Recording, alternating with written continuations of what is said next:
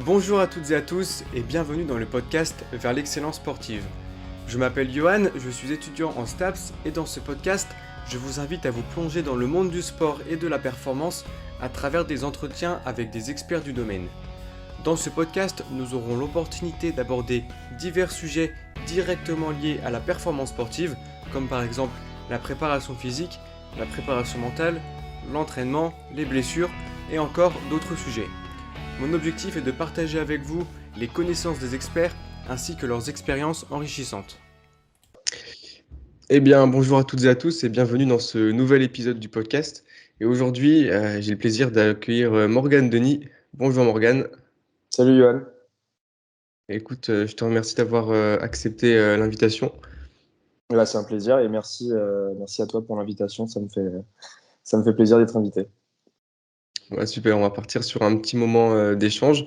Et pour commencer, je vais te laisser te présenter, parler un peu de ton parcours et comment tu t'es spécialisé dans la préparation physique. Ouais. Je m'appelle Morgane Denis, j'ai quasiment 24 ans là. Euh, Mon parcours il a commencé avec une licence TAPS en entraînement sportif où je me suis spécialisé dans le rugby. Alors je jouais pas forcément au rugby avant, ça a été un peu un hasard en fait que je me sois spécialisé là-dedans. Et du coup je me suis spécialisé pendant 2 ans là dans ma filière entraînement sportif. Donc j'ai fait mes stages dans les clubs de rugby. Je suis resté pendant 2 ans au Reux, qui évolue en Fédéral 2, qui évolue toujours en Fédéral 2 actuellement. Euh, Après ça, en fait, j'ai commencé en dernière année de licence à travailler sur mon entreprise, donc créer en fait Barbell Préparation Physique. Et moi, mon but, c'était d'apporter des solutions pour les joueurs de rugby amateurs, parce que je trouvais que c'était un truc qui manquait un petit peu déjà à l'époque. Et, euh, et donc, j'ai décidé de créer ça pour créer un service un peu de coaching, de programmation. Je savais pas trop encore où j'allais aller, mais c'est sur ma dernière année de licence que j'ai créé ça. Ensuite, je suis parti à l'étranger. Je suis parti à Dublin pendant un an, où j'ai travaillé en salle de sport. J'étais personal trainer. Et quand je suis rentré en France, j'ai déménagé à Bordeaux et, euh, et j'ai trouvé un club de rugby dans lequel j'évolue toujours actuellement. C'est l'AS Mérignac Rugby. Et là, ça va être ma troisième année au club où je suis chargé de la préparation physique pour l'équipe senior et le centre d'entraînement labellisé, qui est un petit centre d'entraînement pour les jeunes joueurs en junior et en cadet. Ok. Et du coup, t'as combien d'équipes en charge dans le club du rugby? Eh bien, du coup, j'ai tout l'effectif senior, donc ça correspond l'équipe première, l'équipe réserve. Donc, en gros, sur l'effectif qui joue, ça te fait 44 joueurs, mais tu as toujours beaucoup plus de licenciés parce que dès que tu as des arrêts, des blessures, je crois qu'on a commencé l'année avec quelque chose comme pas loin de 80 licenciés, tu vois, juste pour l'effectif senior, parce que en fait, dès que tu as des blessures ou des arrêts, des départs, il y a toujours un truc qui fait que même quand tu pars avec 60-70 joueurs, tu te retrouves au mois de novembre ou au mois de décembre avec des galères pour faire deux équipes de 22 joueurs. Tu vois. Voilà. Et en plus de ça, du coup, j'ai une petite partie de l'effectif junior et une petite partie de l'effectif cadet qui, eux, font aussi un petit peu de préparation physique dans le cadre du centre d'entraînement labellisé. Ok, ok, ça marche. Et du coup, tu disais que de base, t'étais pas du tout spécialisé dans le rugby. Tu faisais d'autres sports auparavant? Ouais, tout à fait. En fait, j'ai fait un peu plein de sports différents dans lesquels j'étais naze. Partout où j'étais naze. J'ai fait ma première année en fait en STAPS, j'étais en spé basket. Parce que en fait, tout mon collège et première année de lycée, je faisais du basket. Donc, je me suis spécialisé dans le sport que je connaissais le plus, entre guillemets, euh, même si c'était pas un truc que j'affectionnais en particulier, mais c'était plus pour choisir une spécialité. En fait, en deuxième année, donc je me suis spécialisé dans l'entraînement. Et c'est un peu par hasard, mais en fait, j'ai changé de spécialité et j'ai pris rugby parce que je trouvais que c'était quelque chose où la préparation physique avait un gros besoin, donc comme dans plein de sports, mais j'avais plus d'attrait pour ce sport-là en tout cas, Je pensais qu'il y avait vraiment un boulot intéressant à faire. Donc, c'est cet aspect-là que j'ai choisi. Et je jouais pas forcément au rugby avant, mais du coup, je me suis mis à jouer au rugby quand j'étais à la fac, parce que déjà, ça faisait partie de mes sports. En deuxième année et troisième année, j'ai fait du rugby à la fac. J'avais un cours en plus de rugby supplémentaire et je me suis inscrit dans un club aussi juste pour voir un peu plus l'activité et la connaître de plus près, quoi. Je pense que c'est important quand tu veux vraiment te spécialiser là-dedans, quoi. Ouais, ouais, c'est ce que j'ai te demandé. Du coup, tu as dû faire peut-être un gros travail d'analyse d'activité, je pense, pour pouvoir par la suite faire de la prépa physique dans ce sport enfin, si t'en faisais pas, du moins avant, quoi. Ouais, c'est ça. T'as besoin d'être en immersion un peu tu veux vraiment être spé, tu vois, as besoin de connaître quand même l'activité, de l'avoir vécu un minimum, même si, tu vois, j'ai pas fait 10 ans de rugby, j'ai pas fait du rugby à haut niveau. Euh, J'en ai quand même fait, même si c'est pas non plus une immersion de fou, tu vois, ça reste important pour connaître l'activité. Et à mon sens, c'était suffisant parce qu'après, une fois que t'es en club, t'es tout le temps avec les joueurs, tu es là toute la semaine, tu commences à comprendre l'activité, tu vois, mine de rien, même si tu la fais pas. Mais j'ai bien aimé pouvoir pratiquer. Et si je pouvais encore aujourd'hui, je pratiquerais. Mais bon, quand tu travailles en club, tu travailles tous les soirs, donc c'est impossible d'avoir une autre équipe. Le dimanche, t'es pris tout le dimanche, donc tu peux pas jouer. Donc, euh, donc ouais, peut-être que dans un autre contexte, d'ici quelques années, je pourrais rejouer au rugby, mais en attendant, cette courte immersion, ça m'a suffi. Ok. Et juste, t'as fait ta licence dans quelle ville? Staps? J'ai fait à Rennes. À Rennes, d'accord. Mm. Ok, la Bretagne aussi. Ouais, exactement. Est-ce que tu t'entraînes aussi à part, pas forcément au rugby, mais est-ce que tu pratiques en muscu je crois que ouais, tu vas en salle Ouais, de sport, non? ouais, c'est ça. Alors moi, j'ai toujours fait beaucoup de muscu, hein, depuis que j'ai 15 ans. Mais là, depuis, on va dire, un an et demi, je me suis spécialisé un peu dans la force athlétique. Donc c'est voilà, une discipline de force sur le squat, bench et deadlift. Et, euh, et ouais, je kiffe bien. Je kiffe bien. Là, je vais faire de la compétition prochainement. Et c'est le sport que moi, je pratique en attendant, même si bon, mais il trouve que c'est pas vraiment un sport, quoi, dès que ça touche un peu plus juste à la muscu. Mais voilà, c'est le sport que je fais en ce moment. Ok, d'accord. Mais du coup, pour revenir un peu sur les équipes que tu as en préparation physique, tu fais de la préparation physique du coup avec plusieurs équipes. Chaque équipe, ils ont combien de séances de préparation physique par semaine? Alors, moi, je suis employé dans mon club, donc j'ai la possibilité de proposer plusieurs créneaux, on va dire, quasiment tous les jours pour les seniors. Il y a des disponibilités. Euh, pour les seniors, ce que je programme souvent, c'est en saison 3 séances. 3 séances semaine, je pense que c'est le bon équilibre, sachant que eux, ils ont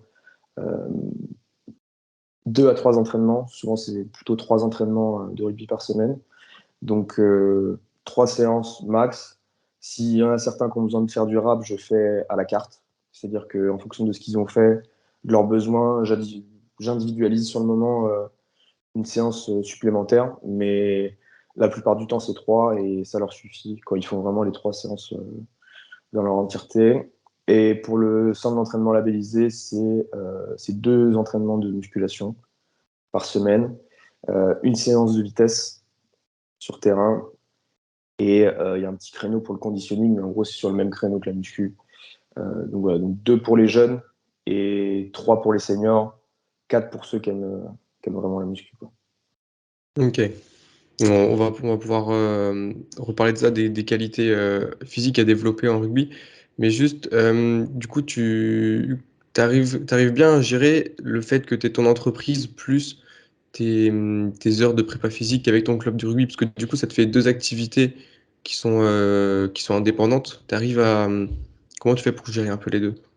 Bah, c'est-à-dire que je suis pas en plein temps dans mon club de rugby, donc ce qui fait que j'arrive à gérer à peu près la journée, travailler pour mon entreprise, et le soir, en fait, c'est mes heures allouées à mon club, même si comme il y a pas mal de préparation en amont par rapport aux séances, à la planification, toujours ajuster des choses. C'est vrai que ça peut des fois bouffer un peu. Des fois, je vais passer la journée à faire des trucs pour Mérignac et en fait, je travaille que le soir là-bas.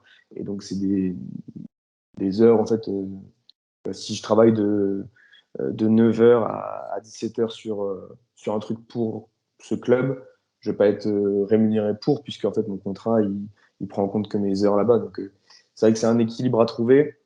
Mais comme je suis pas en 35-40 heures dans ce club-là, j'arrive à peu près bien à gérer mon temps entre les deux choses, en fait. Ok, ok, d'accord. Et du coup, tu proposes quoi? Tu proposes des coachings uniquement en préparation physique avec Barbell?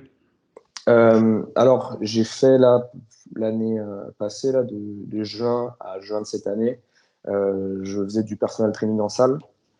Euh, J'intervenais principalement dans un basic fit, en fait, où j'étais personal trainer. J'avais un contrat d'un an, mais c'est pas un truc que j'ai voulu continuer parce que il y avait plein de raisons qui faisaient que ça marchait pas, c'était pas un truc qui me correspondait trop. Donc là, j'essaye vraiment de me concentrer à fond sur la prépa physique parce que c'est ce que j'aime le plus.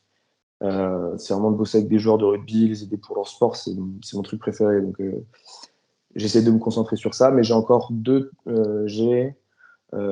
deux clients en ce moment où c'est des anciens clients que j'ai gardés qui eux sont pas du tout spécialisés dans le rugby, mais juste tu vois de la remise en forme globale. Et après c'est un tout petit peu en présentiel pour le rugby pour l'instant, et le reste c'est en ligne où en fait j'ai mes coaching via le coaching privé Barbell en fait qui est mon service d'accompagnement personnalisé pour les joueurs de rugby à distance. Ok, d'accord. Ouais, donc c'est parce que je pense que tu aurais été un plein temps, un 35 heures dans le rugby, plus les préparations de séance, tout ça, ça aurait fait beaucoup, quoi. Donc, Ouais, c'est vrai que c'est plus facile. c'est clair, mais c'est pour ça que j'essaye aussi de peut-être d'anticiper un petit peu ça, tu vois, prendre des bonnes habitudes sur mon organisation, par rapport au réseau. Des fois, juste, ça prend du temps, tu vois. Des fois, je sors pas autant de contenu que je voudrais. Euh, Sortir autant de contenu ouais, sur les différentes plateformes, alors que j'ai que un 20 heures en fait, un peu plus de 20 heures avec mon club de rugby.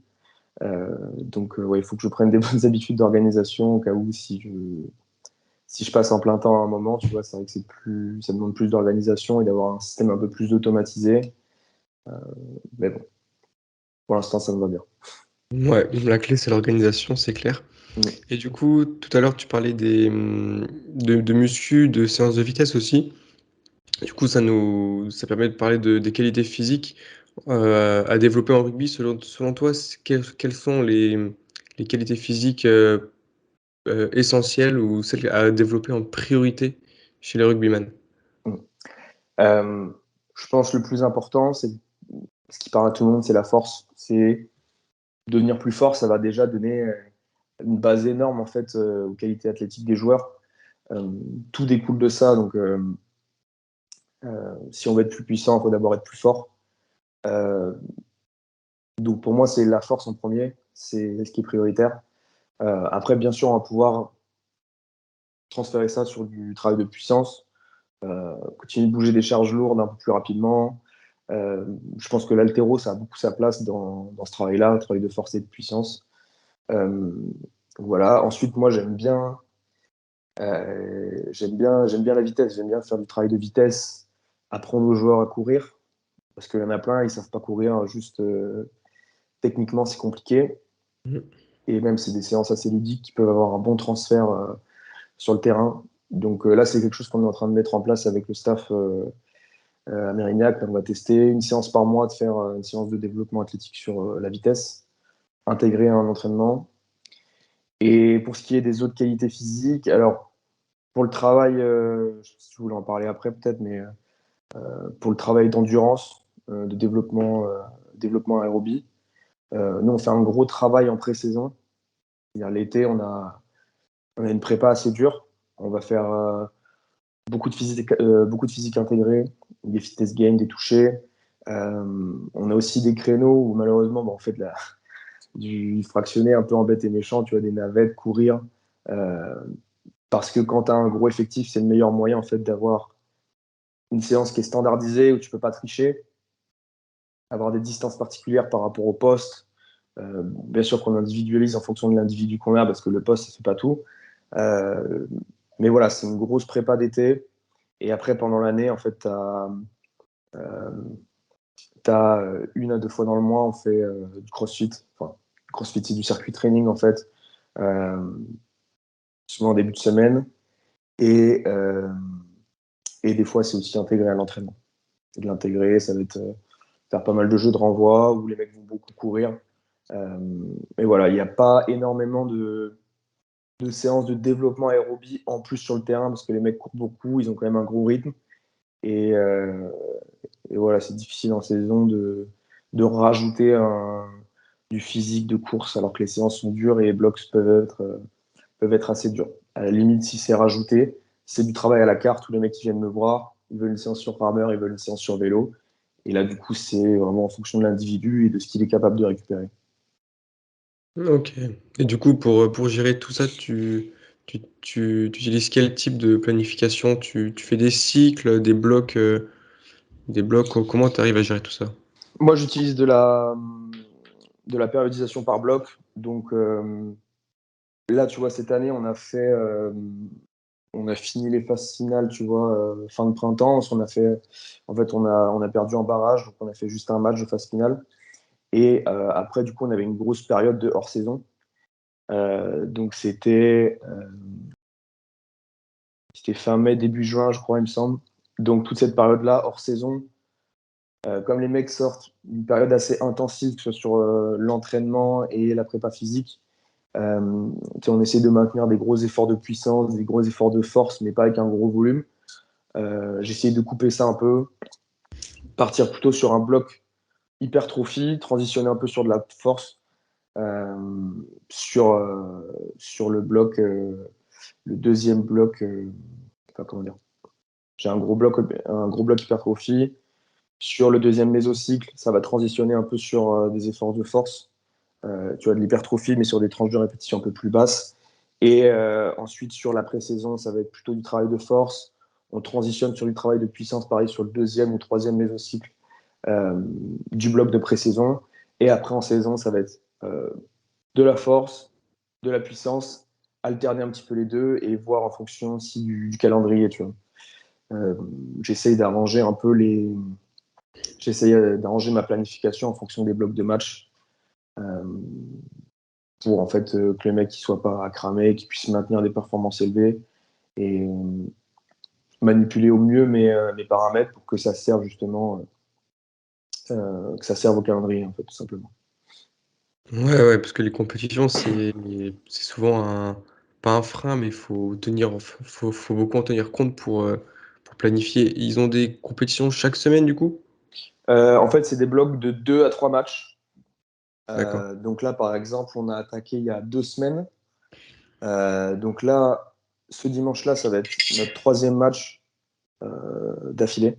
Okay, donc ça fait 3 semaines de compétition. Là, il y a une semaine off la semaine suivante. Ensuite, c'est un bloc de 2 matchs, une semaine off et un bloc de 3 matchs. Tu vois, souvent, ça enchaîne comme ça. En fait, tu as une semaine off dans le mois, deux. Et voilà, c'est 2, 3 semaines d'affilée de compétition. Ok. Et du coup, tu essaies les séances qui sont plus intenses, plus axées sur la force, par exemple, tu essaies de les mettre plus, du coup, pardon, plus en début de semaine, du coup, pour les laisser un peu le temps de récupérer et qu'ils soient en forme en match, en Ouais, termes c'est de... ça. En fait, là, en ce moment, en termes de répartition hebdomadaire, ils ont euh, une grosse séance bas du corps, une grosse séance haut du corps et une séance full body, mais qui, elle, va plus être sur des efforts de puissance. Euh, donc là, en ce moment, on est sur un bloc de puissance, euh, mais du coup, c'est quand même mélangé à de la force. Euh, donc là, tu as une grosse séance lower, une grosse séance upper. Elle, c'est plus des efforts de force et de puissance, euh, mais ils vont plus avoir des charges lourdes. Donc celle-ci, c'est plus en début de semaine. Genre, ce que je conseille souvent, c'est la séance lower, un peu dure. Ce serait de la faire à J+2 de la compétition. Donc souvent le mardi. Euh, prendre le lundi off. Mercredi, ce serait la séance haut du corps idéalement, à J+3, et ensuite il y a une séance un peu full body, mais qui est voilà, plus sur des efforts de puissance, d'explosivité. Il manipule moins des charges lourdes, mais ça va essayer de bouger plus vite, plus explosif. Et ça, souvent, c'est soit J-2, soit J-3, en fonction de comment il récupère aussi. Et ouais, c'est à peu près comme ça que je gère. Souvent, les mecs qui ont fait les 3 séances à J-2, donc le vendredi, ils vont venir faire une séance, mais ça va être un truc plutôt léger pour le haut du corps. Ça va être du travail de gainage et de coups, de cervical pour les premières lignes ou les avants.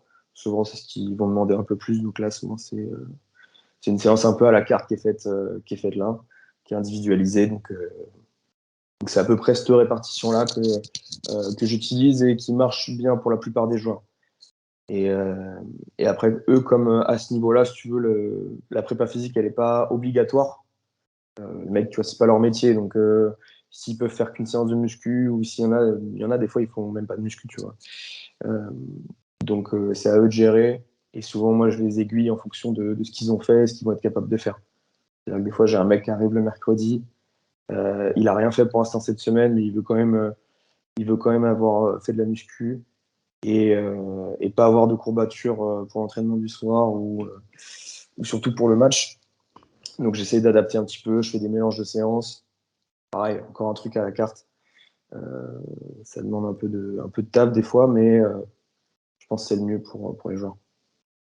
Ouais, du coup, tu as beaucoup d'individualisation à faire. C'est bien que tu en parles parce que je voulais en parler aussi. Comment tu arrives un peu à gérer est-ce que tu arrives à faire des séances individuelles à chaque fois ou alors tu as des séances collectives où il y a peut-être un travail, le même travail pour tout le monde, mais avec des charges, par exemple, ajustées pour chacun? Comment tu gères? Ouais.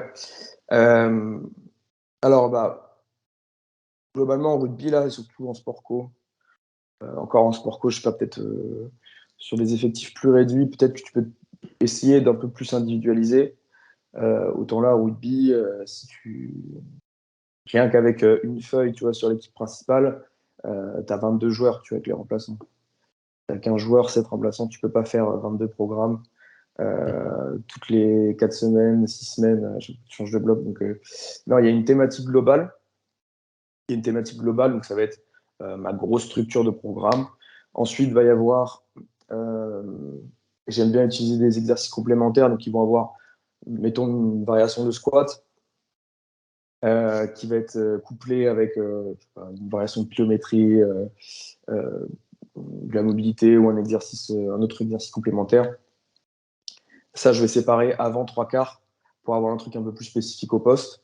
Donc, par exemple, tu vois, mes avants, ils vont avoir un peu plus de travail de cou, euh, plus de gainage avec des charges importantes, et mes 3/4, ils vont avoir des trucs un peu plus avec du travail à haute vélocité, en fait.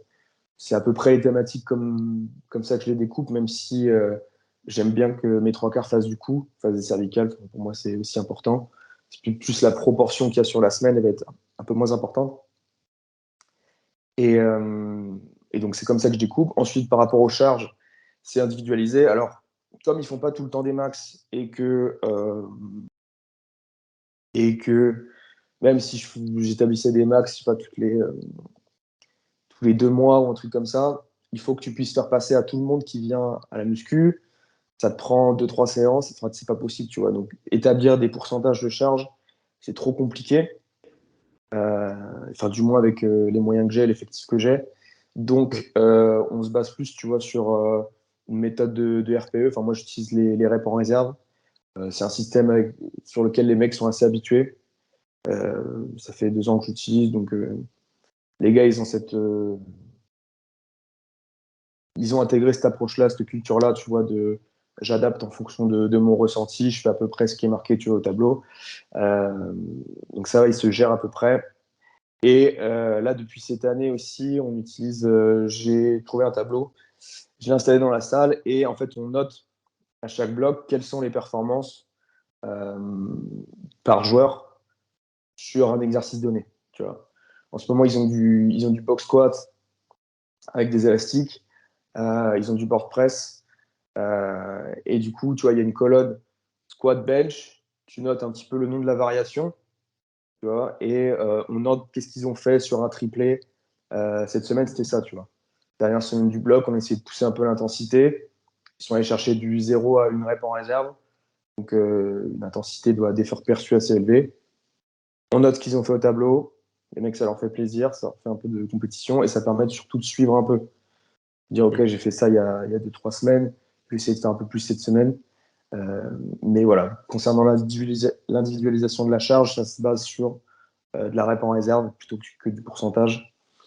Et enfin, en plus de cette séparation-là avant 3/4, il y a aussi, en fait, comme je te disais, des séances à la carte. C'est-à-dire, si le mec il veut faire une 4e séance, il a fait toutes ses séances, il récupère bien, il faut lui faire une nouvelle séance. Si un mec, au contraire, il va faire qu'une seule séance et il arrive le jeudi, on joue le dimanche, il va falloir faire quelque chose d'adapté pour lui.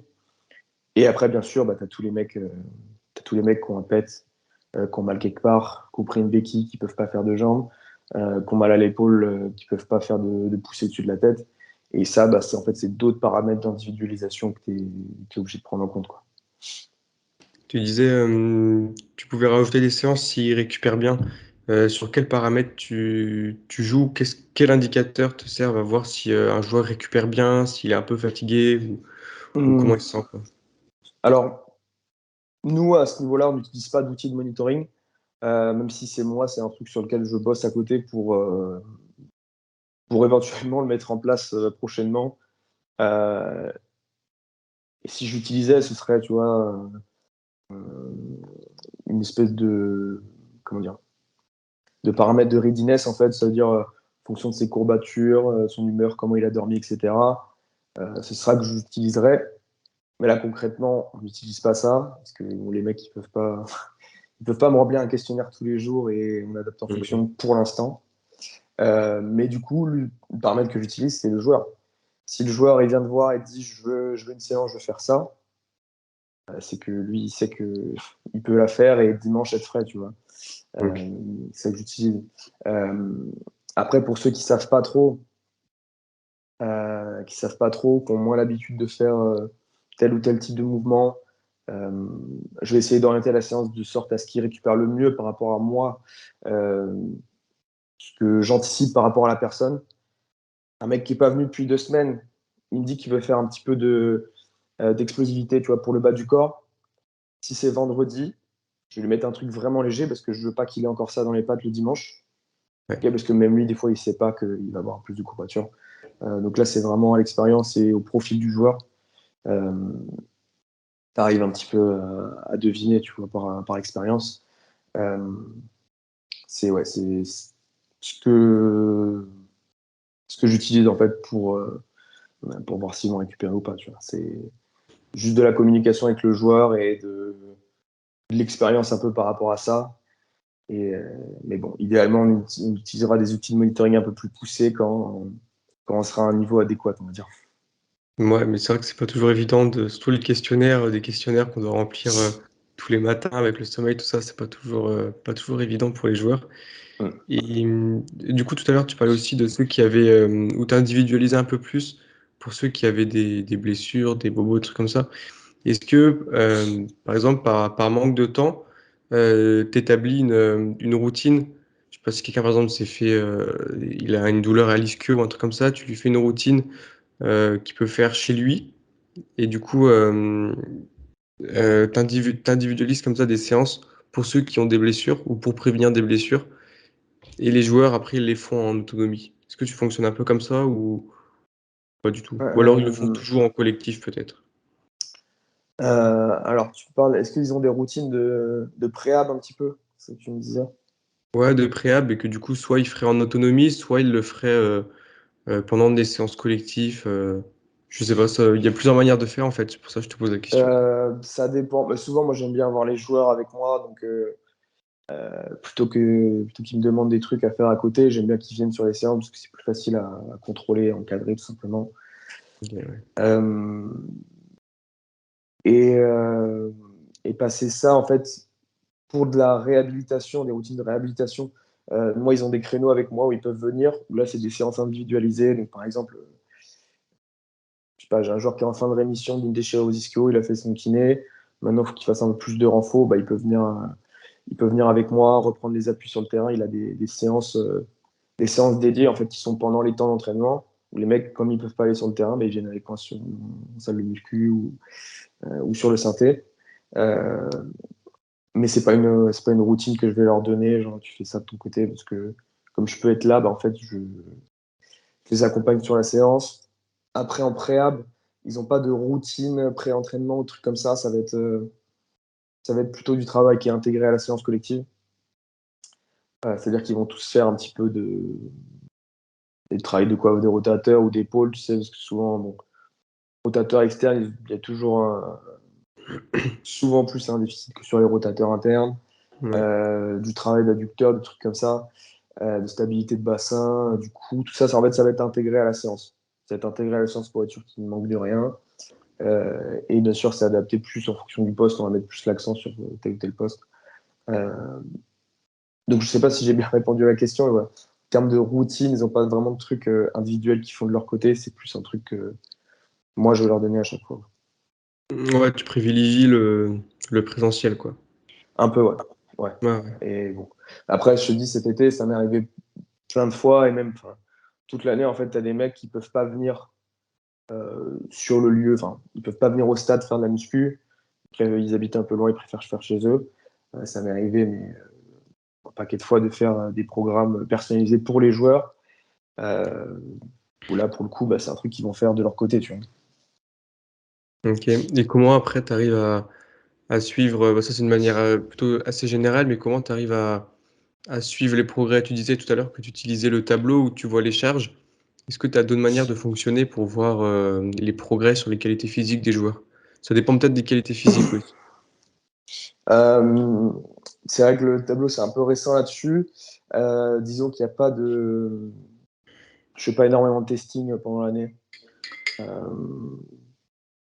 je fais pas de période de test, tu vois, allouée. En fait, on se dit, bah, à tel moment, on va faire des max pour tel truc.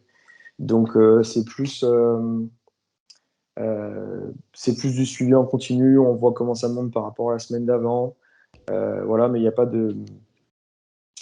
Pour l'instant, à ce niveau-là, il n'y a pas encore d'établissement de vraies données, tu vois, où les mecs ils remplissent ce qu'ils ont fait pendant la séance, etc. Donc voilà, pas vraiment de vrai système de suivi. C'est plus sur le centre d'entraînement labellisé, où là, en fait, on prévoit vraiment des semaines de tests.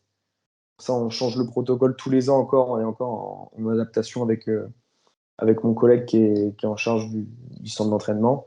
Euh, où là, vraiment, on a des semaines, par contre, de tests alloués. Et c'est plus où là, tu as beaucoup plus de suivi. On voit quel temps ils ont fait sur leur sprint, quelle barre ils ont fait sur tel ou tel exercice. Donc voilà, c'est plus sur le centre d'entraînement labellisé. Où là, on peut plus se permettre de prévoir des semaines de test, en fait, tout simplement. Et t'as combien, je sais pas si tu sais, mais t'as combien de joueurs en tout, de joueurs dans le centre d'entraînement et l'équipe senior? En tout, euh, Ou grosso modo, hein. bah, j'ai dit, la senior, on partait avec environ 80 licenciés. Centre d'entraînement, on va dire qu'avec les partenaires d'entraînement qui ne sont pas vraiment sur la liste de FFR, ça fait une quinzaine, voire même une vingtaine de joueurs. Donc, on pourrait dire comme ça 100 joueurs, mais en fait, c'est pas du tout le cas, tu vois, parce que j'ai jamais 80 mecs à la muscu, c'est impossible. Je pense, voilà, pour le centre d'entraînement labellisé, tu comptes une bonne quinzaine de joueurs. Et en tout et pour tout, sur l'effectif senior, tu dois avoir 20-30 mecs, en fait, mais qui viennent, mais comment, à des créneaux différents. Tu as les blessés aussi qui rentrent dans ce processus-là de suivi. Euh, donc c'est assez disparate, mais j'avoue que j'ai jamais essayé de faire le compte complètement, tu vois, entre les mecs qui viennent tous les jours, 4 fois la muscu, les mecs qui viennent une à deux fois, il y en a qui viennent plus pour des séances sur terrain, donc je t'avoue que c'est un peu compliqué de mettre un chiffre vraiment, mais c'est à peu près ça l'idée, tu vois. Ça va être 20-30 mecs sur l'effectif Mhm. senior qui viennent régulièrement et 15-20 mecs sur le centre d'entraînement labellisé sur les plus jeunes. Ouais, parce que j'étais en train de me dire, parce que du coup, les deux équipes, si je puis dire, ça fait quand même un nombre de joueurs assez conséquent. Du coup, après, on a parlé d'individualisation, de suivi de progrès et tout. Et du coup, Mm. tu es tout seul en prépa physique. Du coup, ça demande quand même, comme tu disais tout à l'heure, beaucoup de travail à côté. Du coup, je suis en train de me dire, c'est pas toujours évident, je pense, de suivre tous les joueurs comme ça Non, quand on est tout ouais, seul. c'est clair. Après, comment il y a aussi le fait que, tu vois, moi, c'est encore un club amateur. Et en fait, Mm. tu peux pas rendre la muscu obligatoire sur un nombre de séances où tu vas dire, OK, bah, les mecs de la première, vous faites minimum 3 séances, ou qui sont titulaires, ou qui sont les mecs voilà, qui sont là tous les dimanches sur l'affiche en titulaire. Justement, tu peux pas les obliger à faire de la muscu pour l'instant à ce niveau-là, euh, vis-à-vis en fait qu'ils ont notre travail, qu'ils n'ont pas une rémunération qui leur permet justement de consacrer autant de temps au rugby, et du coup, tu as moins d'obligations euh, de suivi. C'est-à-dire qu'un mec, s'il vient, je sais pas, il vient toutes les semaines à la muscu, tu suis assez bien ce qu'il fait, et en fait, pendant 2 semaines, avec le travail, ça va être compliqué, il va pas venir, tu vas pas le voir. Bon, bah, en fait, ça te plombe un peu le suivi et la suite logique que toi, tu avais prévue. Et en fait, c'est comme ça, c'est juste, tu peux rien faire. Il a des obligations autres que le rugby et la prépa physique. Donc Mm. c'est un entre-deux qui peut être un peu bâtard. Euh, Tu vois, sur les clubs pro, semi-pro, enfin, pas pro, mais genre tu sais, amateur, semi-pro, tu as un peu cette ligne c'est dur à gérer, en fait. C'est dur à gérer parce que les mecs, ils disent, bah non, en fait, là, j'ai pas envie de venir cette semaine. Je viens pas. Mais ouais, c'est dommage parce que quand on est prépa, on aime bien voir l'évolution des joueurs, les voir régulièrement, tout ça. Ouais. Et moi, c'est un peu différent parce que moi, je fais de la prépa dans le tennis, donc c'est un sport indiv. Hum, Mais j'ai un peu le même souci c'est pas tout à fait pareil. En fait, les joueurs en début d'année, ils s'inscrivent s'ils veulent sur les séances de prépa ou de muscu. Ce qui fait que du coup, on n'en a pas forcément. Moi, je m'attendais des fois à avoir plusieurs joueurs et en fait, s'ils veulent pas faire ou si une année ils veulent faire, l'autre année ils veulent pas faire ou tu vois, c'est ça en fait. hum. Ils sont pas professionnels, du coup, ils sont pas sur des séances régulières, quoi.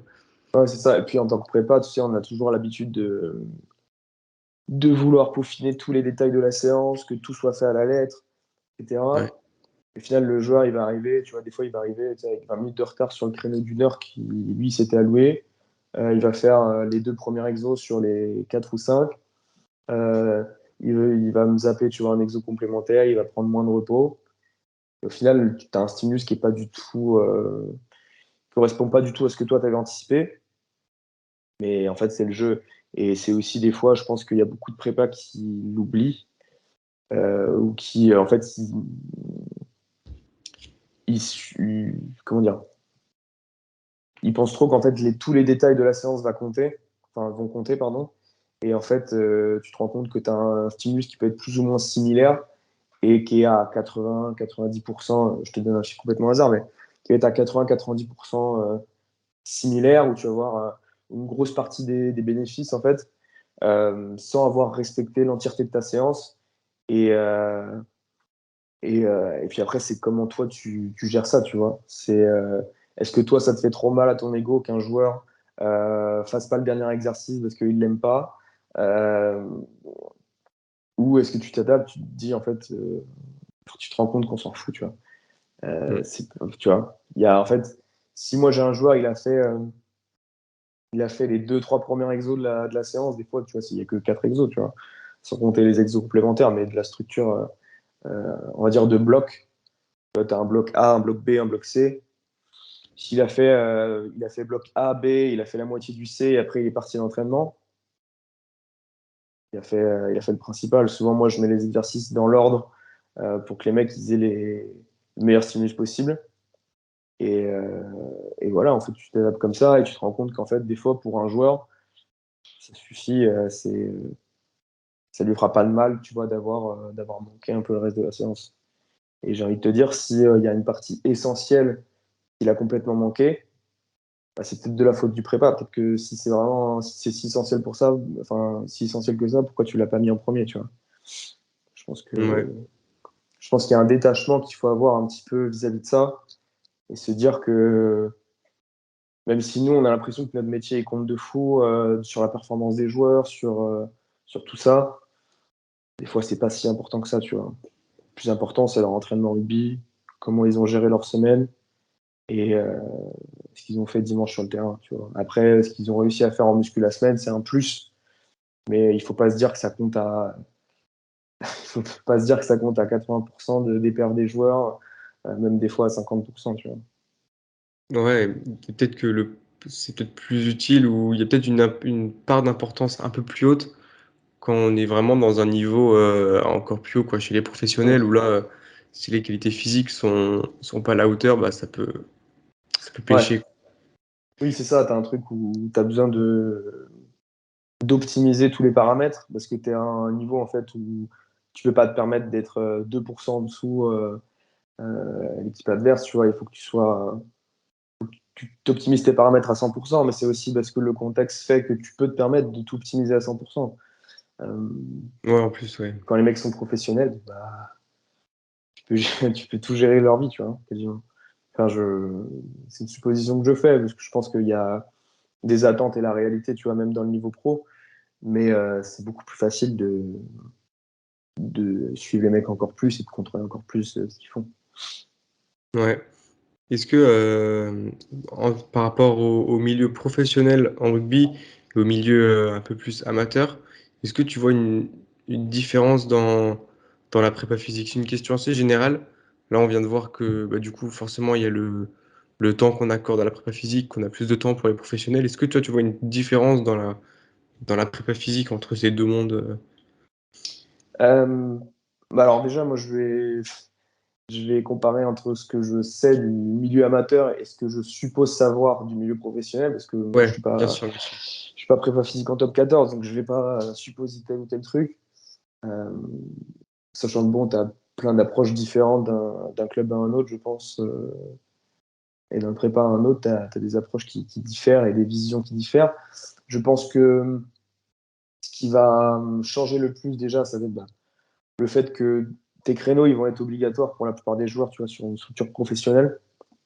Donc, il va falloir mieux gérer parce qu'en fait, quand les mecs font tout, bah, en fait, tu peux risquer un surentraînement ou ouais, de trop les fatiguer, en fait. Alors que si les mecs, ils viennent, mais qu'ils n'ont pas envie de faire la fin de ta séance, bah, ils font pas la fin de ta séance. Donc, tu as moins de pression vis-à-vis de ça.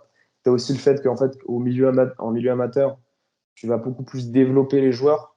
Tu vas plus façonner les athlètes qu'ils sont. Alors qu'en structure pro, tu arrives des mecs, ça fait tu vois, ils ont commencé la muscu à 15 ans. Ils ont beaucoup plus cette culture-là de la prépa physique et de l'entraînement.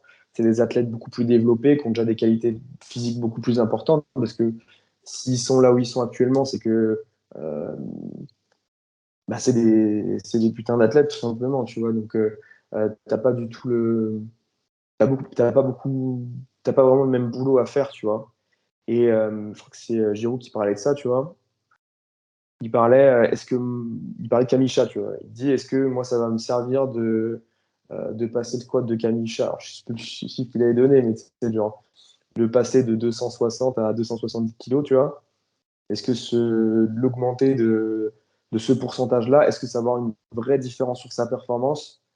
Pas tant que ça, tu vois. Et peut-être qu'on peut le rendre un peu plus explosif, plus percutant, tu vois. Genre, t'as moins un travail global à faire, en fait, on va dire. Et c'est ça que j'essaye d'appuyer un peu, moi, sur le contenu que je propose et même quand j'en parle sur les réseaux. Mais la plupart des joueurs dans le milieu amateur, ils vont avoir besoin de plus de généralité, tu vois. En fait, passer un mec qui fait 100 kilos au squat, le faire passer à 160, 170 au squat, il va avoir des qualités physiques.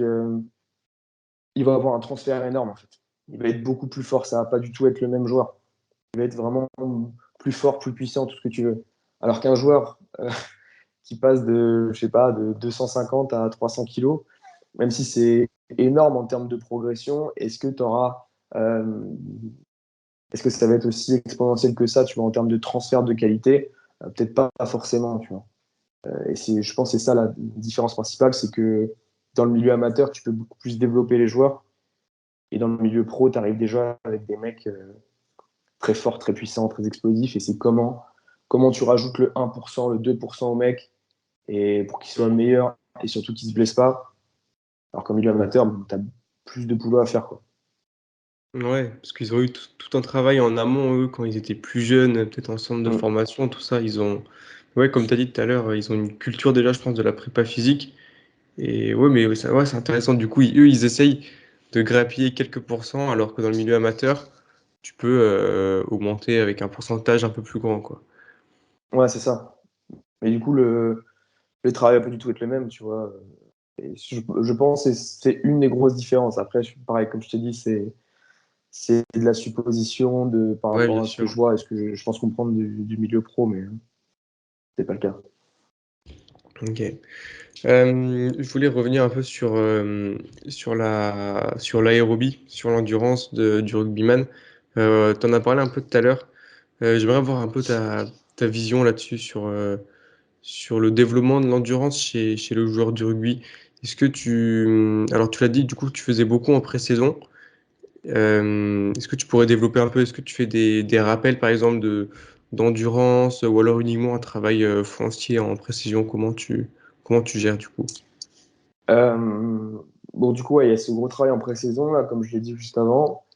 Euh, s'il y a des rappels, s'il y a des rappels tu vois, de travail physique, euh, d'aérobie ou d'anaérobie lactique, s'il y a des rappels, ça va être en fonction du staff aussi, qui fonctionne pas mal à la périodisation lactique, tu vois. Donc, en fonction de ce qu'a pêché ou ce qu'on a vu par rapport aux dernières performances, il y a le bloc de travail qui peut être un petit peu adapté ou la semaine de travail qui peut être un petit peu adaptée. Et si on sent que les mecs qui sont plus aussi bons physiquement, on va peut-être remettre une couche. Et donc plutôt sur du travail de terrain en intégré, euh, même si ça va arriver en fait des fois faire un bloc un peu bête et méchant, tu vois, de 30-30, une minute. Euh, mais ça va être, on va quasiment pas en faire, tu vois, en saison, parce que tu as déjà un rythme en fait où les mecs courent beaucoup et t'as pas envie d'avoir de surutilisation de certaines zones, tu vois, genre d'aponeurosite, tu vois, des trucs comme ça où les mecs ils ont mal aux pieds en fait. Ils ont mal à vous plantaire, ils ont mal à ton d'Achille, parce que tu cours beaucoup. Tu as des terrains des fois qui sont à chier, tu vois. Tu as des terrains vraiment pourris. Et ça, mine de rien, tu vois, ça peut faire du dégât, tu vois, sur les articulations. Tu vois, un terrain trop sec ou un terrain vraiment gras, tu vois, ça va avoir un impact. En fait, il faut pouvoir le gérer. Et du coup, tu peux pas mettre des grosses doses de physique toute l'année sur de la course, sur terrain rugby. Il faut varier un petit peu le stimulus. Donc, pour le développement aérobie, en fait, on n'en fait plus trop dans l'année. Si on fait du physique, ça va être un peu plus court, tu vois. Et on va utiliser un peu de circuit training. Souvent, tu vois, une à deux fois dans le mois, circuit training pour l'effectif, où en fait, ça se passe en salle de muscu. On sépare avant trois quarts, et en fait, les mecs, ils vont avoir un bloc, où on va faire vraiment du conditioning.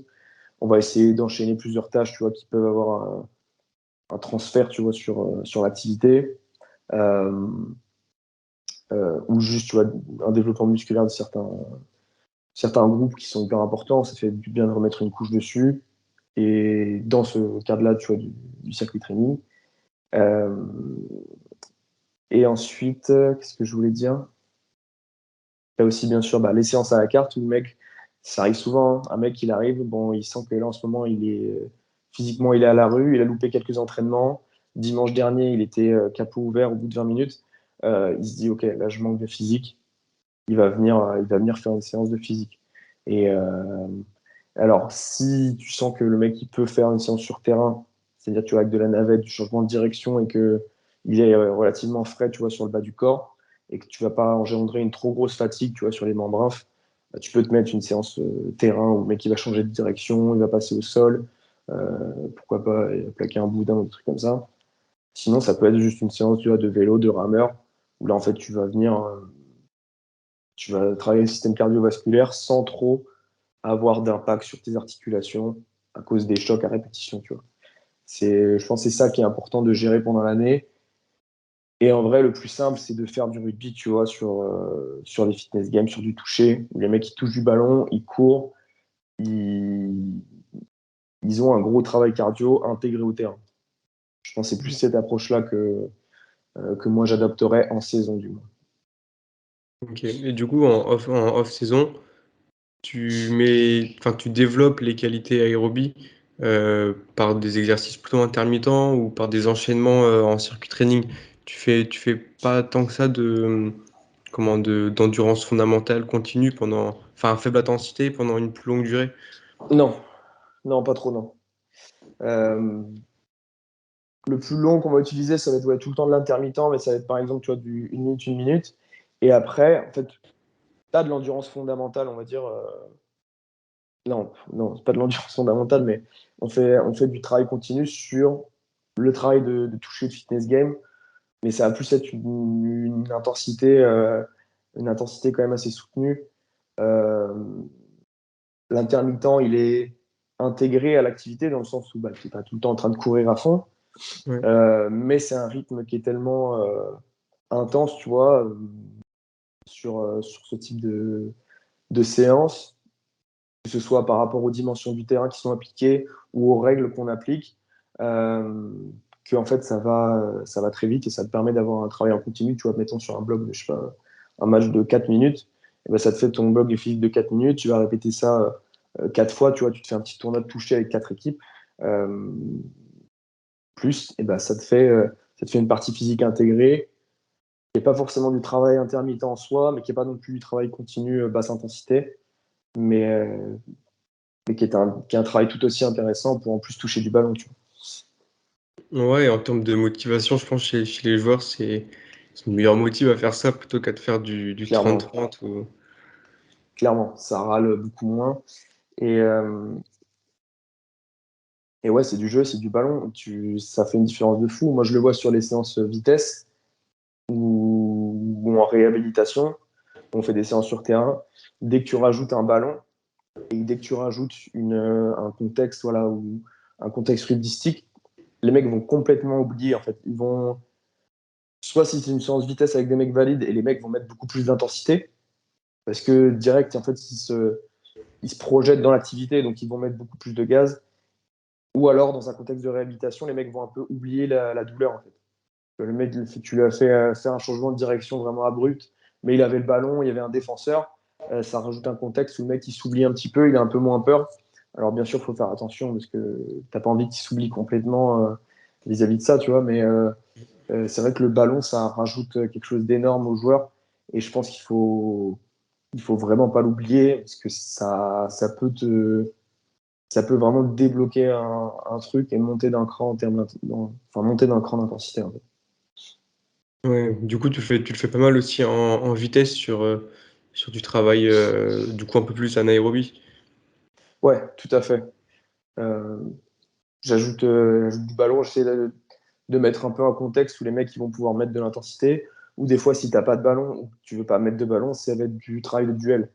De toujours ajouter en fait cet esprit de compétition Mm. que en fait, si tu joues au rugby, t'as cette envie de compétition. T'as un truc il est plus ou moins prononcé en fonction du joueur, bien sûr. T'as des mecs qui sont beaucoup moins là-dedans, mais de manière générale, tu joues un sport, t'es compétitif, t'as pas envie de perdre, même si c'est sur une situation pourrie, tu vois, où tu t'en fous de faire une course avec un changement de direction sur une Mm. vingtaine de mètres.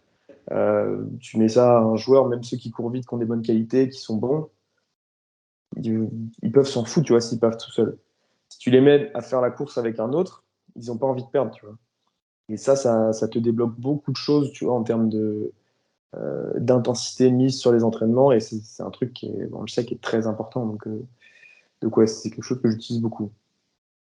Et quel type d'exos tu mettrais en place du coup pour un exemple, par exemple, pour développer la vitesse chez le rugbyman? Euh, En intégrer et en dissocier un peu. Ça pour Tu veux voir un dire peu avec et sans deux ballon? façons. Ouais, voilà, deux façons de travailler pour développer la vitesse. Euh, Déjà, juste d'intégrer du ballon, ça te fait de la course avec ballon, ce qui est pas pareil. Tu peux pas utiliser tes bras de la même manière.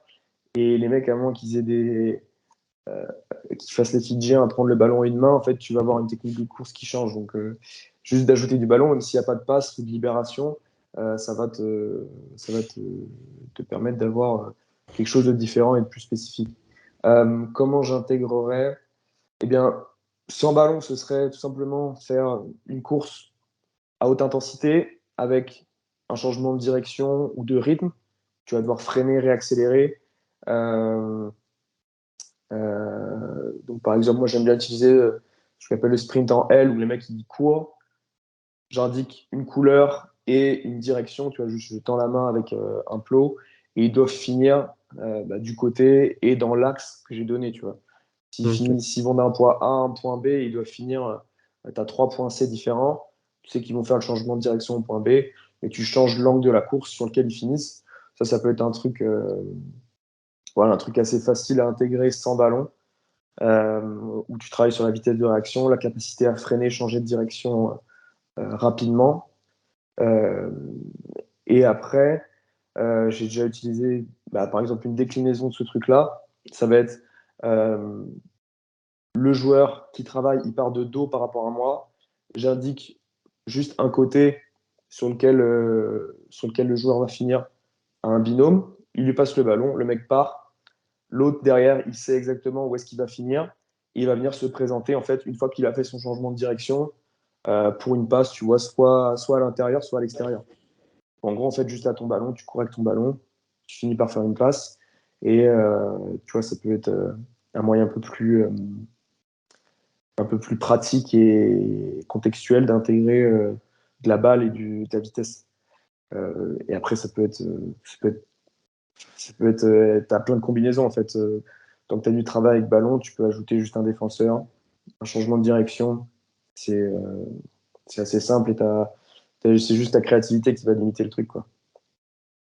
Est-ce que tu fais avant des séances de vitesse comme ça, quand il y a des changements de direction et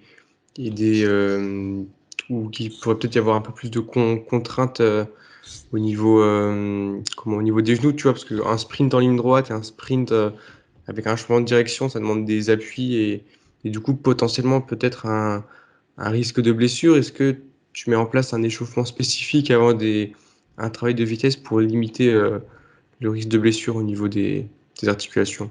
Ouais, bien sûr. En fait, tu vas avoir ton échauffement un peu classique, tu vois, pour travailler au travail de vitesse.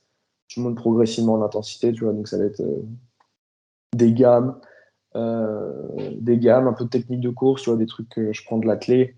Et ça va être intégré un petit peu de la pliométrie, pas forcément à grosse intensité, plutôt basse intensité, et progressivement monter en fait en rythme sur ton échauffement, avec justement travailler dans différents plans, et pour préparer un petit peu à ces changements de direction et mettre tu vois, plus d'appui unipodo en fait dans ton échauffement. Et après, souvent aussi, ce que j'aime bien faire, ça va être d'avoir un exercice de transition. C'est-à-dire qu'au lieu de partir direct, tu vois, ok, on s'est échauffé, on va aller direct sur un truc à haute intensité, ça va être d'avoir un exercice un peu qui va servir de transition dans la séance, où les mecs ils vont commencer, tu vois, à freiner un peu plus vite, à changer un peu de direction, mais pas avec l'intensité max que tu attends plus tard dans la séance.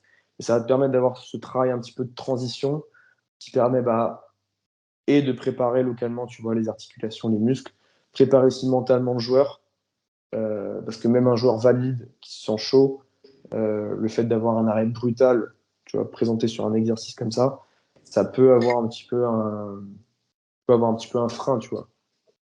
Donc ouais, j'aime bien utiliser des transitions assez fluides dans mes séances pour arriver doucement, tu vois, à ce travail-là à haute intensité. Ok. Et tu parlais de pliométrie, tu utilises ça, la pliométrie, dans tes séances de physique ou pas trop? Ou tu privilégies Euh, plutôt les exercices avec charge? Non, moi j'aime beaucoup la pliométrie. Je pense que c'est un super outil euh, qui est vraiment excellent pour travail de puissance. Et je pense que voilà, faut l'intégrer avec tous les profils. Alors souvent je fais du travail de pliométrie différent en fonction du poste dans la séance, tu vois. Ok. C'est-à-dire que mes avants, souvent, ça va être des joueurs un peu plus lourds. Et donc, tu peux pas vraiment faire le même travail qu'avec des joueurs. Entre un joueur qui fait 120 kilos et un joueur qui fait 70 kilos, tu vas peut-être pas lui proposer les mêmes trucs en termes de pliométrie, mais tu peux lui proposer quand même de la pliométrie. Tu vois. Donc, ouais, c'est quelque chose que j'aime beaucoup utiliser et je pense que c'est un outil vraiment puissant dans énormément de sports. Énormément de sports.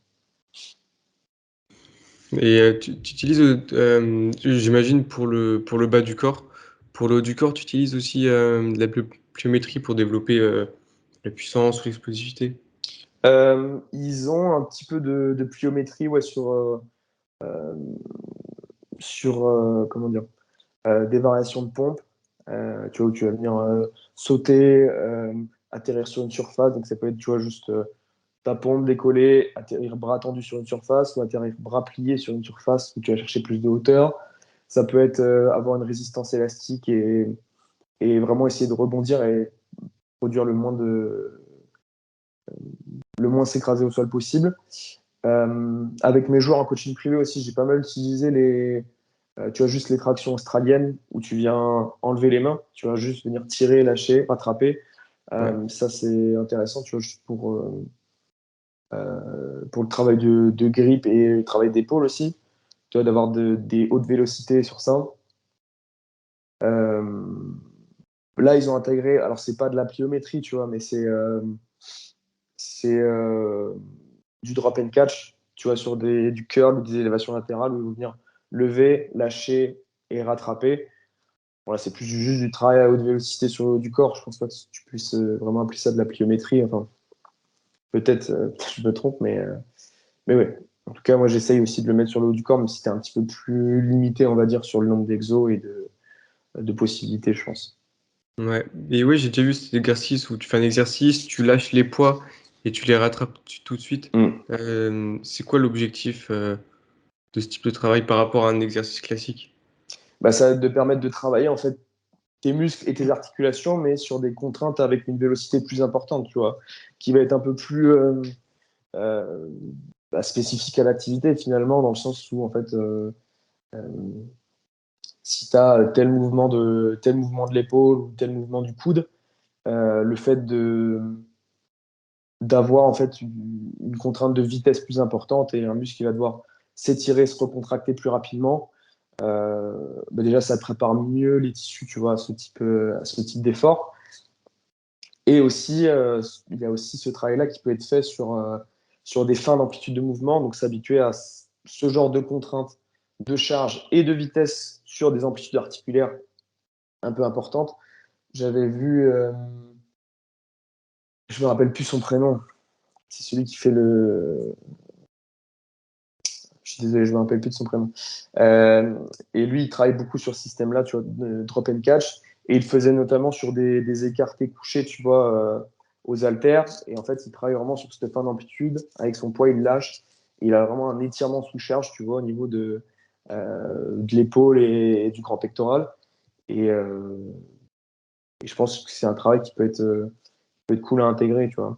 Il y a aussi pas mal de mecs, dont comment, Samuel de Smart Training, là, j'ai Ouais. vu qu'il utilisait ça il n'y a pas longtemps. C'est les sangles, c'est des sangles oranges. En fait, tu t'attaches ton poids dedans, tu vas pouvoir faire ton mouvement, donc tu as une évaluation latérale. Ton poids, il va venir monter, attiré par la sangle. Et toi, si tu maintiens ta position, le poids, il va retomber brutalement, même s'il est tenu par la sangle.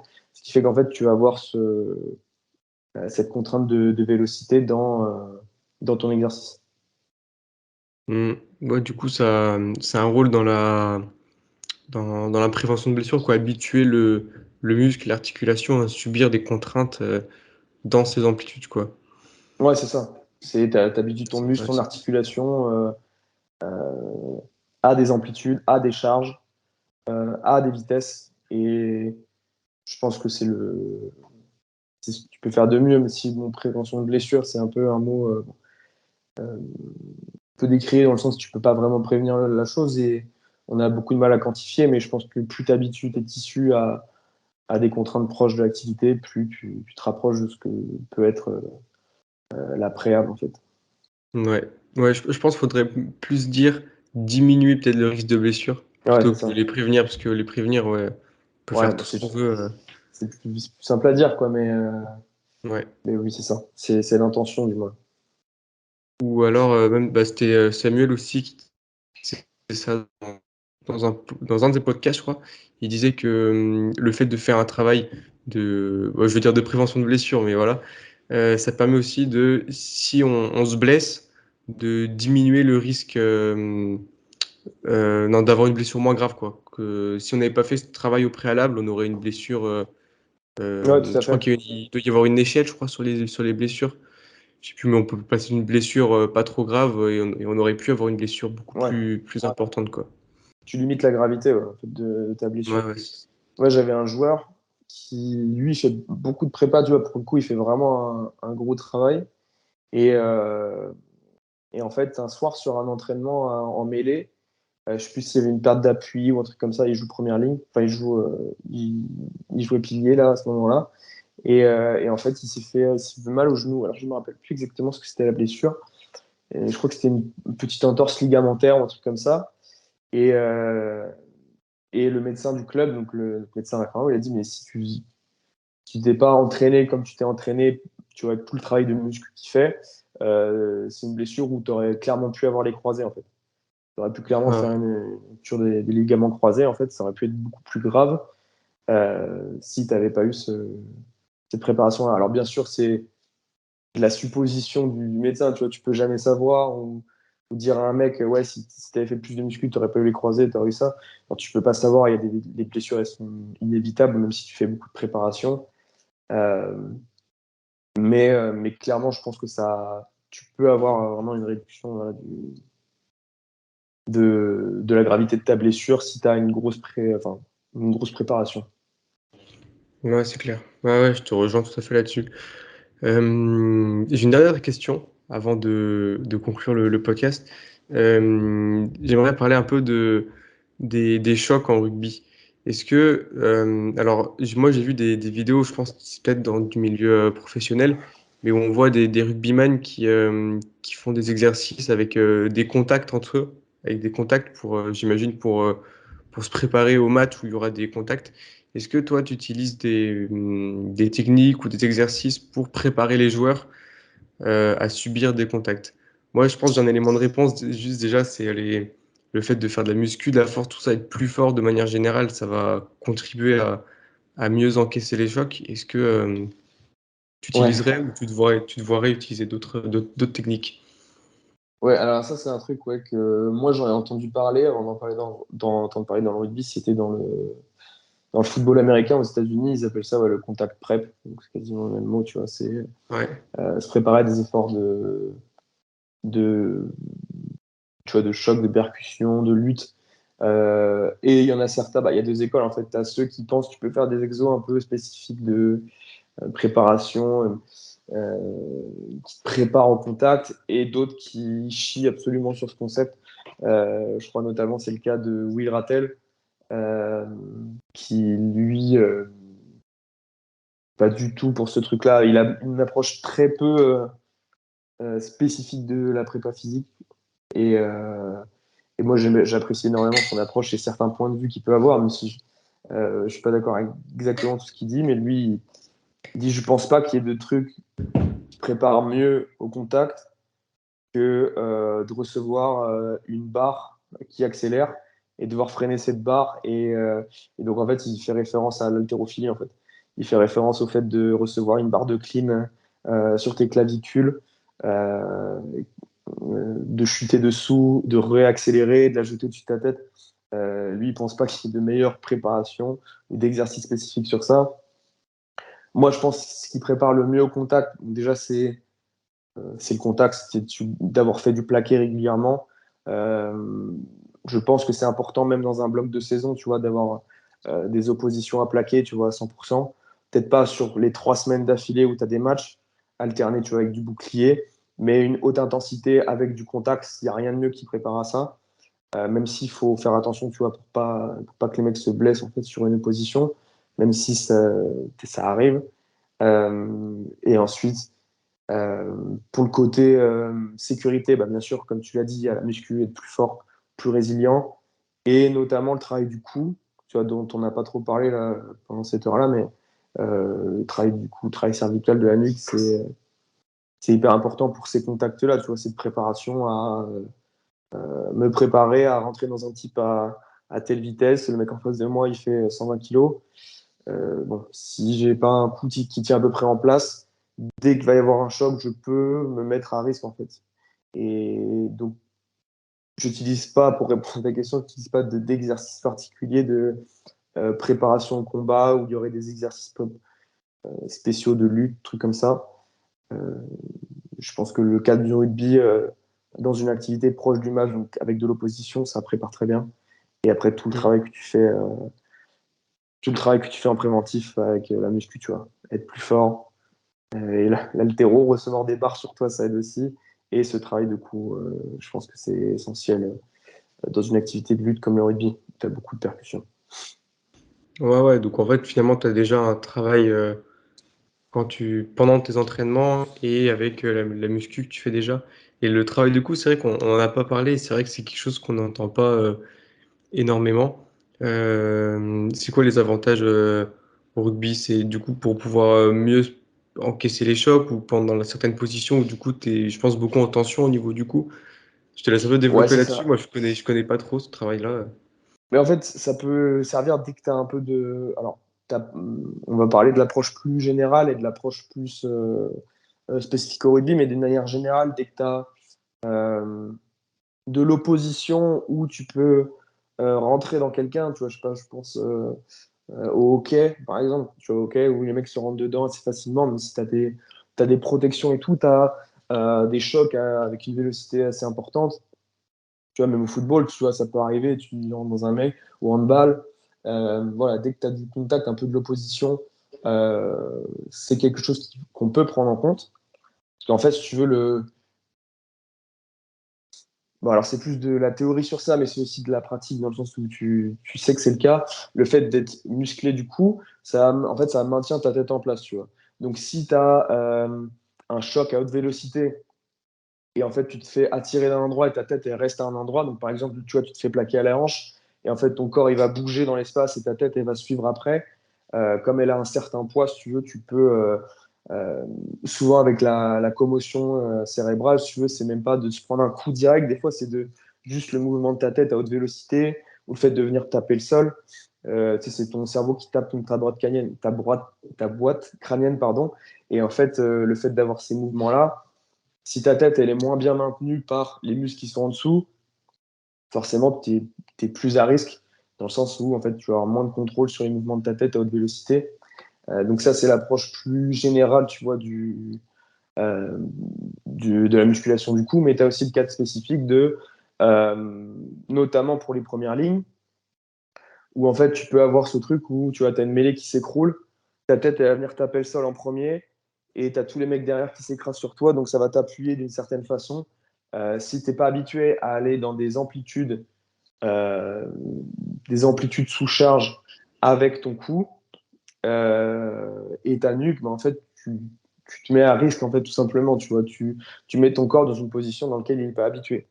Donc ça, c'est ce côté-là, tu vois, sur les premières lignes et le cadre de la mêlée, mais peut-être les deuxièmes lignes sont à risque aussi, les troisièmes lignes beaucoup moins, je pense, sur ce cadre-là de situation. Mais tu as aussi le fait qu'en fait, c'est un sport où tu fonces la tête de la première dans des types, tu vois. Le plaquage, tu vois, tu peux te retrouver vraiment bas, proche du sol, en fonction du style de plaquage que tu as et aussi dans le niveau dans lequel tu es, parce que tu as des règles différentes là-dessus. Euh, Ta tête, elle va être vraiment proche de l'impact, tu vois. Et un mauvais timing, euh, ça peut te, ça peut vite te mettre à risque, en fait. Et donc, je pense que c'est pour ça que c'est quelque chose de très important, parce que bah, ça va avoir cet effet-là, tu vois, de prévenir, même si on l'a dit avant, prévenir, c'est des fois Diminuer les surestimer. risques. Diminuer les Ouais, risques. diminuer le risque. Voilà, pour moi, c'est essentiel dans un sport comme le rugby. euh, juste pour la santé, tu vois, parce que bon, commotion, ça peut tuer quelqu'un, tu vois. Donc, Mm. ouais, pour moi, c'est important. Euh, et ouais, je pense que tous les sports, en fait, où tu as un petit peu de collision, peuvent profiter d'un minimum de musculation du coup, tu vois. Savoir tenir en isométrie avec le front sur le banc ou la nuque sur le banc, avec un peu de poids ou un truc comme ça. Je pense que ça devrait être un critère, tu vois, dans pas mal de sports co, tu vois. Ouais, mais je sais pas si ça se fait beaucoup ça dans les sports co. Je sais pas si. Je pense pas énormément. Alors, sûrement dans les sports où tu as plus de collisions de base, donc peut-être rugby Ouais, et rugby, ouais. football américain, je pense que c'est quelque chose d'utilisé. C'est quelque chose qui est pour sûr utilisé, tu vois, dans les sports de combat. Mais est-ce que c'est. Là, au football, ils ont du mal, gros, à faire du travail de force et du travail de préparation physique décent, on va dire, dans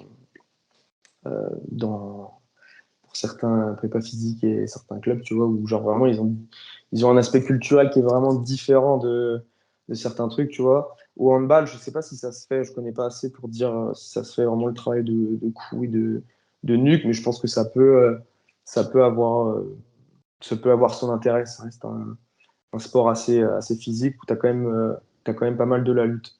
Enfin, pas mal de Mhm. lutte, pardon, sur le handball. Mais pour te dire, je sais pas vraiment si ça se fait beaucoup dans d'autres sports, quoi.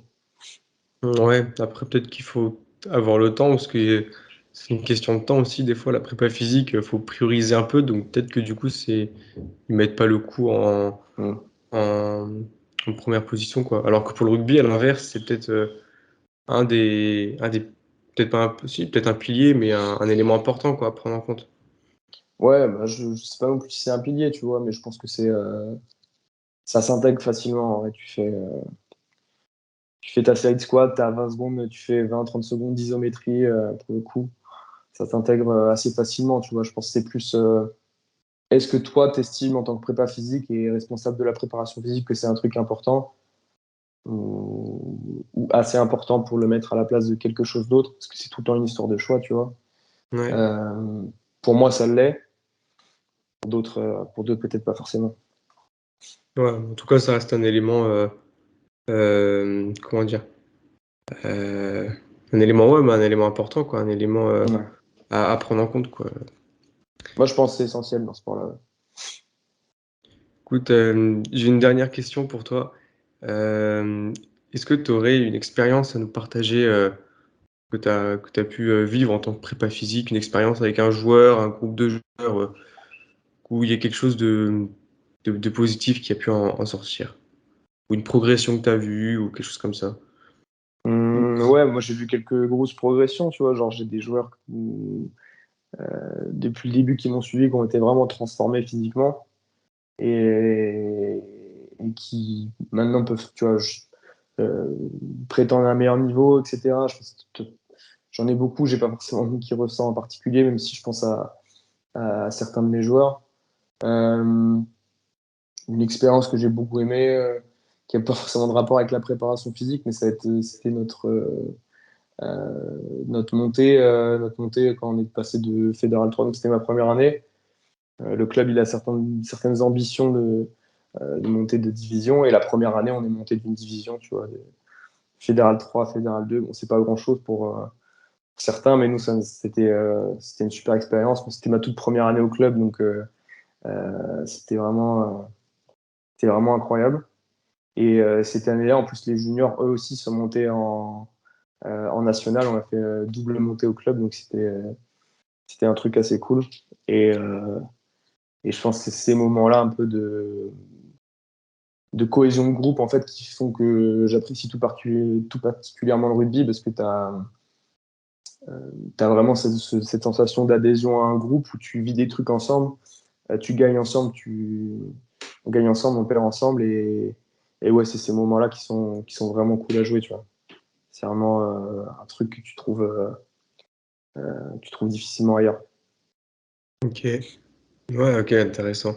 Et j'ai juste une question qui me revient que je voulais te poser, mais que j'ai zappé. Est-ce que tu continues de te former sur la préparation physique et euh, par quel moyen? Par quel moyen? Rien à voir, hein, je change un peu, Ouais, mais non, pas de souci. Ouais, j'ai beaucoup envie de continuer à me former. C'est-à-dire que moi, j'ai fait juste une licence, j'ai pas fait de master, que je voulais travailler. Mais là, cette année, je vais essayer de suivre des formations en ligne. J'ai pas forcément de conseils à donner sur ça parce que je pense pas être le mieux placé pour avoir fait. J'ai pas fait assez de formation, si tu veux, pour dire je conseille ça ou ça pour aller chercher. Mais après, bien sûr, moi, je fais du travail de fond, tu vois, sur juste la lecture. J'essaie de lire pas mal, tu vois, consommer du contenu, etc. Mais j'aimerais bien avoir un bagage supplémentaire, tu vois, en termes de diplôme et de certification. Et cette année, pour sûr, je vais passer des certifications, tu vois, plus à distance. Et l'année prochaine, j'envisage, je sais pas encore lequel, mais j'envisage un DU, tu vois, dans la préparation physique pour, pour peaufiner un petit peu, si tu veux, mes connaissances sur ça et être certifié, tu vois, c'est important aussi. Parce que c'est bien de dire, ouais, je connais ci, je connais ça, mais bon, ouais. si t'as pas les preuves ou un truc comme ça, tu vois, c'est moins intéressant. Donc, ouais, je continue à me former. Je pense pas du tout tout savoir ou être un expert du domaine, même si je pense pas être nul non plus, tu vois. Je pense que c'est toujours important de continuer à apprendre, tu vois. Tout le temps, tout le temps, tout le Ouais. temps. Donc, Mm. voilà, c'est ça mes axes. Lecture et, euh, et l'année prochaine, encore une formation universitaire, peut-être. Prépare formation, genre, il y a les formations ouais, fédérales, tout ça, où tu as un diplôme à la fin. Ça, où, je pense aux yeux des gens, c'est ça, on gagne en crédibilité, mais aussi, quand je posais la question à d'autres personnes là, sur le podcast, qui parlent de lecture, de podcast aussi, tout ça, des trucs gratuits, entre guillemets, enfin gratuits, les livres, c'est pas gratuit, mais Mm.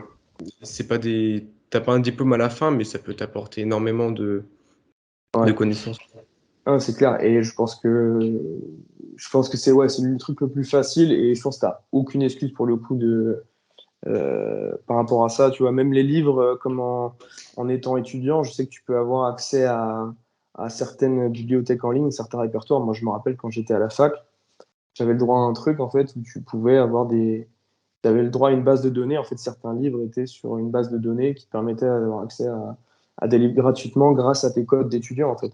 Et, Mm. euh, et en vrai, ça se fait assez bien. Tu vois, c'est une question de choix aussi que tu mets dans ton budget. Mais tout ce qui est gratuit, bien sûr, podcast, YouTube, tu pourras apprendre un paquet de trucs. Tu peux apprendre un paquet de trucs. Mais après, le problème avec ça, c'est que même si pour moi ça a énormément de valeur, c'est pas un truc que tu mets sur ton CV derrière. Tu vois. Moi, j'ai écouté 1000 heures de podcast sur la prépa physique. Bon, tu mets pas ça à côté de tes diplômes ou un truc comme ça. Même si ça te fait de toi quelqu'un de meilleur, c'est pas forcément un truc qui va être reconnu derrière. Mais ça veut pas dire que ça a pas de valeur non plus. Mm. Ça, je l'avais mis sur mes lettres de motivation pour les masters. J'ai dû me dire que, que je continue à me former à côté avec des livres, des podcasts. Genre juste une Ouais, petite phrase comme ça. c'est Mm. important, Bon, hein. C'est important de le dire, ouais, hein, ça franchement. peut. Donc, et puis, c'est surtout important de le faire. C'est important de le Ouais. faire.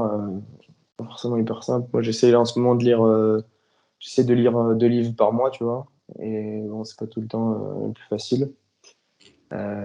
Surtout quand tu lis de la prépa physique. Enfin, les gens qui lisent des bouquins sur la prépa physique, ils savent que s'il y a un truc qui est chiant à lire, c'est ça, quoi. C'est genre, c'est- des fois, t'as des bouquins, c'est des méta-analyses d'études, tu vois. Ça parle que Ouais. d'études, trucs comme ça. Moi, j'en avais lu des trucs comme ça. C'est vite imbuvable. Et les bouquins, ils sont énormes. Bon, mais bon, t'as de la valeur à chaque fois. Et puis, c'est important, quoi. Est-ce que tu aurais des livres et des livres à conseiller et des personnes que tu suis où tu peux recommander le contenu, tu vois, où il y a du contenu pertinent?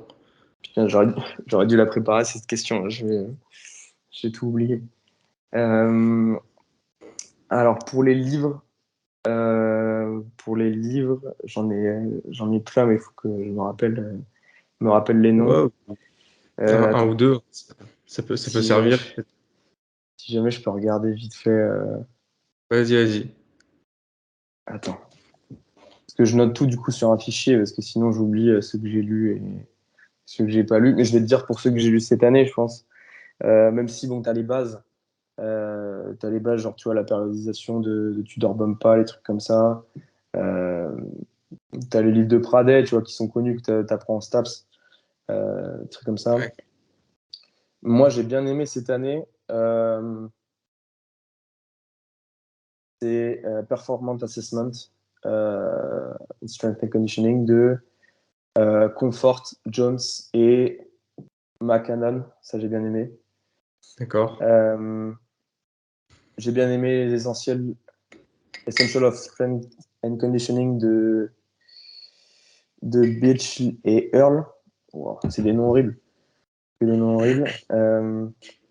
Et oui, et le dernier que j'ai bien aimé, c'était euh, de Michael Boyle. C'était Designing Strength and Conditioning Program and Facilities. Genre, il parle aussi de l'agencement de ta salle de musculation. Bon, il en parle brièvement, mais il donne un peu sa vision de la préparation physique et euh, voilà, du SNC, mais aussi de l'agencement aussi des salles de sport et de facilities. Bon, c'est vrai que c'est un truc, bon, tout le monde n'a pas le luxe de se poser la question, mais si jamais toi, on te donne une infrastructure et qu'on te dit tu peux choisir un peu le matos, il donne un peu des pistes sur ça, tu vois. Mais, Ok. euh, mais voilà, j'en ai eu pas mal. Le problème, c'est qu'il y en a beaucoup qui se ressemblent. Et au final, tu vas tirer 10%, 20% du bouquin, parce que beaucoup qui parlent des mêmes choses. Mais c'est ces 15-20% qui te font la différence quand tu les additionnes, tu vois, sur la fin de l'année. Ouais, c'est clair. Euh, je pense que c'est ça où tu tires le plus de valeur, tu vois. C'est qu'est-ce que ce mec-là t'apporte par rapport aux autres. Comment toi, tu peux l'adapter aussi à ton contexte particulier. Euh, j'ai lu aussi, attends, j'en ai un là. J'ai lu ce livre-là, là, c'est Training for Speed, Agility and Quickness de Lee Brown et Vance Ferrigno. Et en fait, tu as énormément d'exercices. C'est une grosse banque de données d'exercices. Et il te montre un petit peu comment lui, il planifie. Et au final, il y a beaucoup, beaucoup d'exercices que je connais. Mais tu vois, genre, il y en a sur l'ensemble du livre, il y en a 3-4 que je connaissais pas ou des façons de faire que je connaissais pas, que j'ai bien D'accord. aimé, que je vais réutiliser. Et Ok. sa façon de planifier aussi, ça me donne une petite inspiration sur comment je peux planifier un peu ce type d'entraînement-là. Et tu vois, c'est pas énorme sur un bouquin de 300 pages, mais en fait, c'est quand tu additionnes tous ces trucs-là, je pense que tu ressors pas mal de valeur à la fin, tu vois. Ouais, c'est clair. Tu deviens meilleur. Et en termes de personnes que tu recommandes, pour leur contenu, si tu suis des personnes, des prépas ou autres, hein, même, Et alors, j'en suis beaucoup. Euh, je pense en suivre beaucoup. Et je vais te dire ceux que j'aime bien en ce moment, ça veut pas dire que j'aime pas les autres, mais que j'ai sûrement oublié. Donc, ouais, j'ai Will Rattel parce que j'aime sa vision où il simplifie beaucoup les choses. Et lui, il fait pas du contenu pour se faire valider par les autres prépas. Et je pense que ça, c'est le piège que beaucoup de gens ont. Tu vois, ils font du contenu pour faire les mecs intelligents et parce que je pense que peut-être ils manquent de confiance ou ils veulent se faire valider par les pairs en fait du milieu. Et je pense que Will Rattel, il va complètement à l'inverse de ça. Il simplifie beaucoup les choses. Et ça veut pas dire qu'il connaît pas, mais ça veut dire que juste, il sait ce qui a de l'importance et il sait ce qui en a pas. Donc, je dirais Will Rattel. Ensuite, j'aurais dit euh, je vais être obligé d'aller sur mon tel une fois de plus parce que je me rappelle plus de son nom, je suis désolé. t'inquiète pas, C'est vas-y. euh, c'est Steven Sayoun, coach Steven Sayoun, qui lui, il fait de la préparation physique pour les combattants. Il parle beaucoup, tu vois, de MMA, de grappling, de boxe, mais il a une approche, voilà, purement sur la préparation physique, on va dire. Et moi, j'aime beaucoup ce qu'il dit.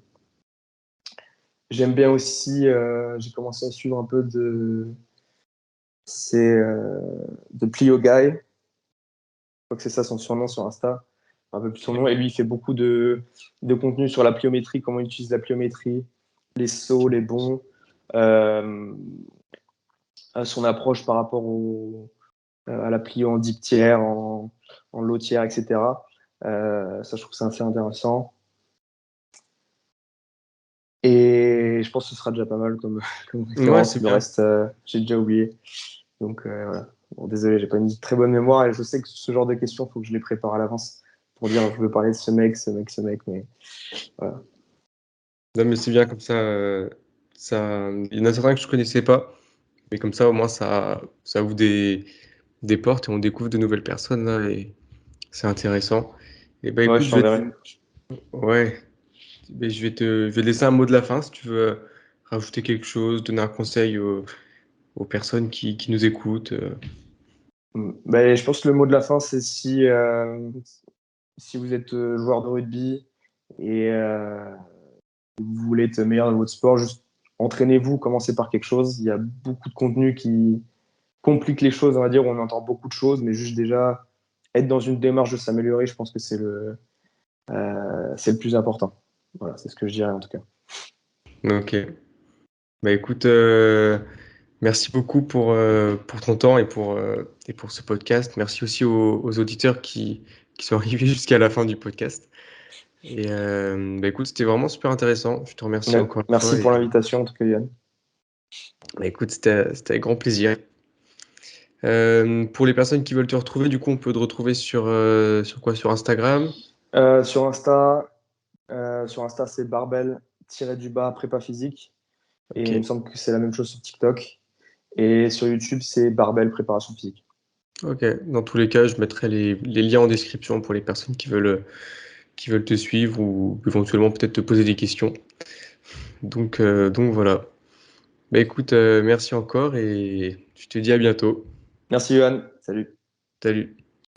J'espère que cet épisode vous a plu. Si c'est le cas, je vous invite à vous abonner, partager l'épisode et laisser une évaluation au podcast. N'hésitez pas à me faire vos retours en commentaire pour pouvoir faire évoluer le podcast. Vous pouvez retrouver le podcast ainsi que l'invité sur les réseaux avec les informations en description. Je vous remercie pour votre écoute et je vous dis à très bientôt pour un nouvel épisode.